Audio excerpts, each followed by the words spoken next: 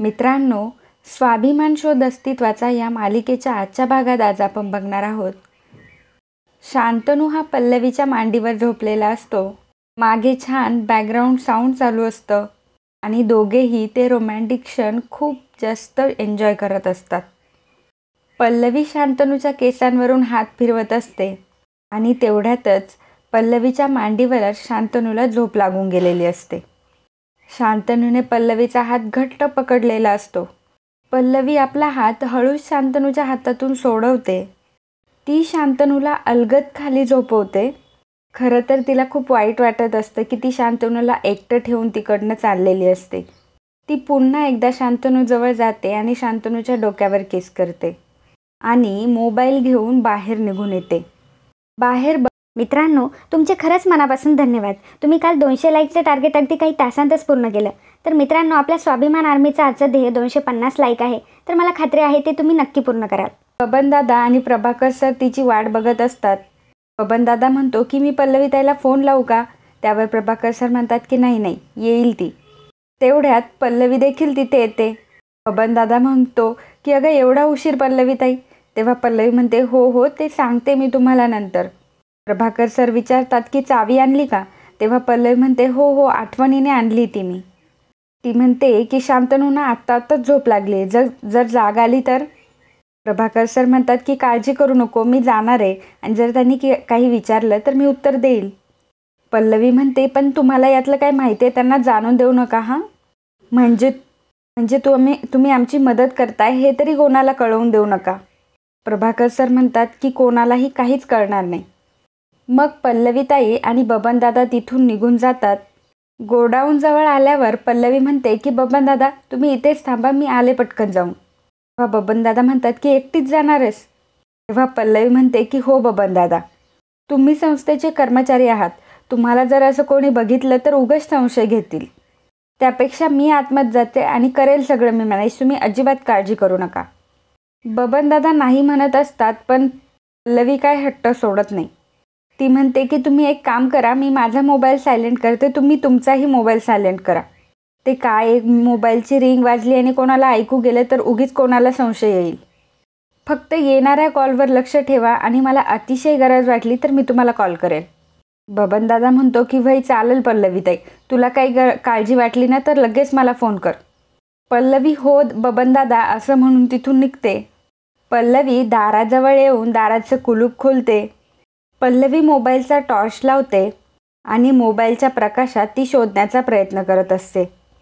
तेवढ्यात कोणीतरी येण्याची पल्लवीला चाहूल होते. पल्लवी विचारते की कोण आहे? पल्लवी पण खूप घाबरलेली असते. तेवढ्यात पल्लवीच्या पायाखाली एक फाईल पडलेली असते. ती फाईल हातात घेते आणि विचार करते की कदाचित याचाच आवाज आला असेल. पल्लवी पुन्हा थोडीशी पुढं जाते तर तिला कुरकुऱ्यांचे पाकिट आणि पाण्याची बाटली दिसते. तिच्या मनात पुन्हा एकदा खूप प्रश्न येऊ लागतात. तेवढ्यात तिचं लक्ष बाजूवर पडलेल्या एका रश्शीवर जातं. ती रश्शी हातात घेते तर तिच्यावर रक्त लागलेलं असतं. हे बघून मात्र पल्लवी खूपच घाबरते. तिच्या हाताला देखील रक्त लागलेलं असतं. पल्लवी म्हणते की हे तर रक्त आहे, म्हणजे इथं कोणाला तरी जबरदस्तीने बांधून ठेवलं होतं. पण कोणाला? आय थिंक मी येण्याआधीच इथून कोणाला तरी हलवलेलं दिसतंय. तेवढ्यात बबनदादाचा पल्लवीला फोन येतो. बबनदादा विचारतो काय तब्येत तुझी ठीक आहे ना? काही झालं तर नाही ना? तुला गरज हवी आहे का माझी? पल्लवी म्हणते की नाही इथे सर्व ठीक आहे, मी आता बाहेरच येते. बबनदादा म्हणतो की लवकर ये नको, नाहीतर काहीतरी घोळ होऊन जाईल. पल्लवी तिथून निघून येते आणि लगेचच रिक्षात जाऊन बसते.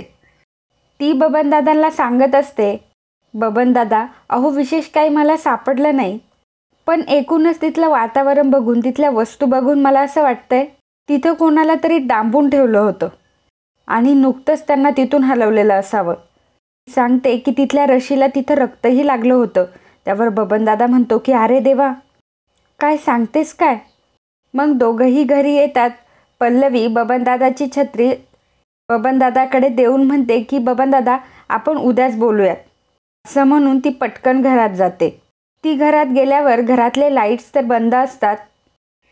मित्रांनो, कालच्या भागामध्ये पूजा निंबाटे, गीता चंदर, लक्ष्मी प्रसाद देसाई, स्वप्नाजा पाडाळकर, रमा वाडकर, चंद्रशेखर स्वास्तिक, रेश्मा भगत, राजश्री देसाई, बीना परांजपे या व्यक्तींनी कमेंट करून व्हिडिओला छान प्रतिसाद दिल्याबद्दल त्यांचे खूप खूप आभार. ती निमूटपणे घरातून जात असते तर अचानक घरातले सगळे लाईट चालू होतात आणि घरातले सर्व लोक हॉलमध्ये बसलेले असतात. ते बघून मात्र पल्लवी खूप घाबरते. तेव्हा मोठी आई म्हणते, काय ग पल्लवी, कुठे गेली होतीस? आणि ही काय वेळ झाली रात्री घरी परत येण्याची? किती वाजले त्याची कल्पना तरी आहे का तुला? शांतनू, बघतोयस ना तू, रात्रीचे 1:30 वाजलेत आणि तुझी बायको कोणालाही न सांगता बाहेर गेली आणि आत्ता येते घरी. शांतनू पल्लवीच्या समोर येतो आणि तिला जाब विचारतो की कुठं गेली होतीस एवढ्या रात्री? काय प्रकार आहे हा आणि या घरात नक्की काय चाललंय मला कळेल का? पल्लवीला आता मात्र काय बोलावं ते कळत नाही. तेव्हा शांतनू म्हणतो की दरवेळी तुला समजून घेतो, दरवेळी तुझी बाजू घेतो. अनेकदा मी मोठ्या आईला नाराज करून तुला समजावून घेतलंय, पण तू अचानक कुठे जातेस हे मला स्वतःला देखील माहीत नसतं. मी मोठ्या आईला कशी उत्तरं द्यायची आणि कशी तुझी बाजू घ्यायची सांग ना मला.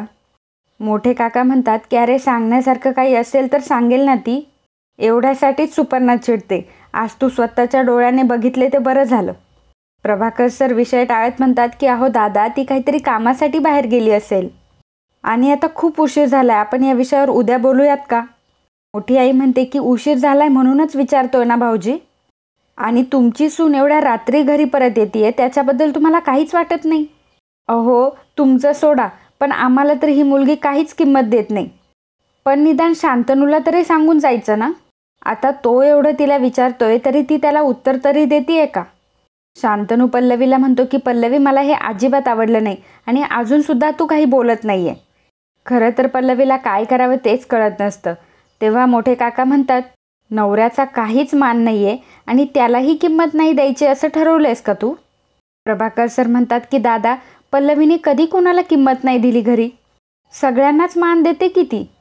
मोठी आई म्हणते की भाऊजी, पल्लवी कुठे गेली होती एवढंच विचारतो ना आम्ही तिला. ठीक आहे, ती नाही उत्तर देत तर तुम्ही सांगा ती कुठे गेली होती ते. तुम्हाला माहिती आहे का पल्लवी कुठे गेली होती ते? हो, आपल्या घरातली शिस्त, आपल्या घरातले नियम धुडकावून लावून कुठेही उधळणाऱ्या तुमच्या सुनेला तुम्ही पाठीशी तरी कसं घालता? प्रभाकर सर ओरडून म्हणतात की पाठीशी घालण्याचा प्रश्नच येत नाही वहिनी, आणि घराची शिस्त नियम न पाळणारी मुलगी आहे काही.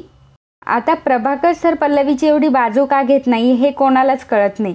तेव्हा पल्लवी म्हणत असते, बाबांना आता सगळं माहिती आहे हे जर त्यांनी सांगायला नको. रागाच्या भरात जर त्यांनी सगळं सांगितलं तर खूप अवघड होईल. एवढ्यातच बबनदादा आणि पुष्पाताई इथे येतात. पुष्पाताई ओरडत येतात की पल्लवीताई, पल्लवीताई, अहो माझा पाय. खरं तर ते दोघंही नाटक करत असतात. पल्लवी लगेच पुष्पाताईंकडे जाते. पुष्पाताईंना म्हणते की अहो पुष्पाताई. तेवढ्यात पुष्पाताई विषय सावरत म्हणतात की अहो पल्लवीताई, पल्लवीताई, तुम्ही माझ्याकडं आलात, माझी सेवा केलीत, माझ्या पायाला लेप लावून दिला आणि आमच्याचमुळं तुम्हाला ओरडा बसला. आवाज झाला, आम्हाला राहावलं नाही म्हणून आम्ही आलो. शांतनू बबनला विचारतो की बबन नक्की काय चाललंय? तेव्हा बबनदादा म्हणतो की छोटे साहेब, पल्लवीताई ना आमच्याच घरी होती. ते काय झालं की पुष्पा धडपडली आणि पाय घसरून पडली. तिचा पाय मुरगळला, नुसती थणानाना करायला लागली. मला काही कळे ना की कोणाला फोन करू आणि कोणाला नको. मी लगेच पल्लवीताईला फोन केला आणि पल्लवीताई देखील 0 मिनिटात आली. मोठी आई म्हणते की काय, म्हणजे पल्लवी तुमच्याकडे होती? बबनदादा म्हणतो की वय खरंच. बबनदादा म्हणतो की हिच्या पायाला लेप बी लावलाय, दाखव ग पुष्पे. पुष्पाताई आधीच पायाला लेप लावून आलेल्या असतात. त्या सगळ्यांना पायावरचा लेप दाखवतात आणि मग सगळ्यांना त्याची खात्री पटते. पल्लवीच्या हे काही लक्षात येत नाही. तेव्हा पुष्पाताई पल्लवीला डोळा मारून खुणवते. तेव्हा पल्लवीच्या सगळं लक्षात येतं की हे पुष्पाताई आणि बबनदादाचं नाटक आहे. पुष्पाताई म्हणते की खरंच छोटे साहेब, पल्लवीताई नसत्याना तर माझं काही खरं नसतं. शांतनू पल्लवीला म्हणतो की पल्लवी, तुला हे मला आधी सांगता नाही आलं का? तो पुष्पाताईला म्हणतो की आय एम सॉरी, मला खरंच माहिती नव्हतं याबद्दल. तो पल्लवीला म्हणतो की निदान मला उठवायचं तरी ना, मी मदत करायला आलो असतो. प्रभाकर सर म्हणतात की अरे दिवसभर काम करून तू थकला असशील म्हणून उठवलं नसेल तुला. विभावरी म्हणते की हो, पल्लवी मगाशी तुझ्यासाठी कॉफी करायला आली होती तेव्हाच बोलणं झालं होतं आमचं, पण तुला उशिरा झोप लागली असेल म्हणून नसेल उठवलं तिने तुला. शांतनू म्हणतो की सॉरी, मला माहीत नव्हतं, खरं तर मी विचारायला हवं होतं तुला. मोठी आई लगेच म्हणते, अरे तू झोपला होतास.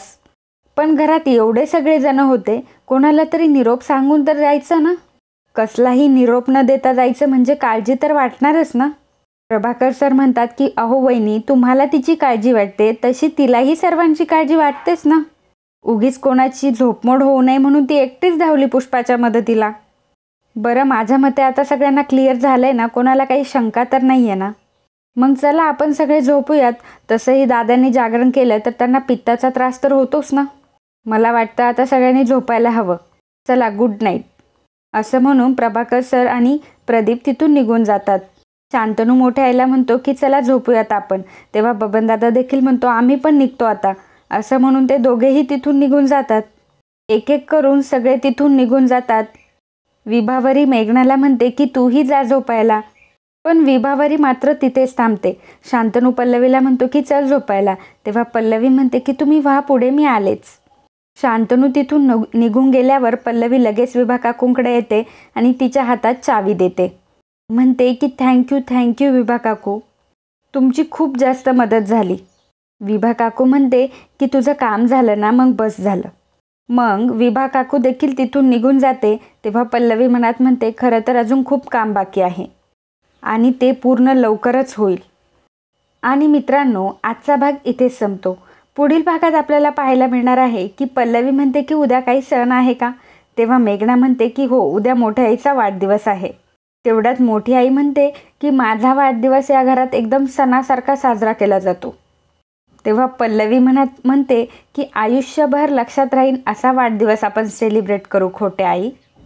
तर दुसरीकडे पल्लवी दारामध्ये माप ठेवते आणि आदिती मॅमला सांगते तुमचं हक्काचं माप ओलांडून या घरात प्रवेश करा. तेवढ्यात आदिती मॅमला सगळेजण बघून खूप आश्चर्यचकित होतात आणि सगळ्यांना खूपच राग येतो. शांतनूला तर इतका राग आलेला असतो की तो त्याच्या डोळ्यांमध्ये स्पष्ट दिसत असतो. तर मित्रांनो, आजचा व्हिडिओ तुम्हाला आवडला असेल तर नेहमीप्रमाणे व्हिडिओला लाईक करायला विसरू नका आणि असेच स्वाभिमान शोध अस्तित्वाच्या मालिकेचे पुढील अपडेट मिळवण्यासाठी आमच्या चॅनलला लगेच सबस्क्राईब करा.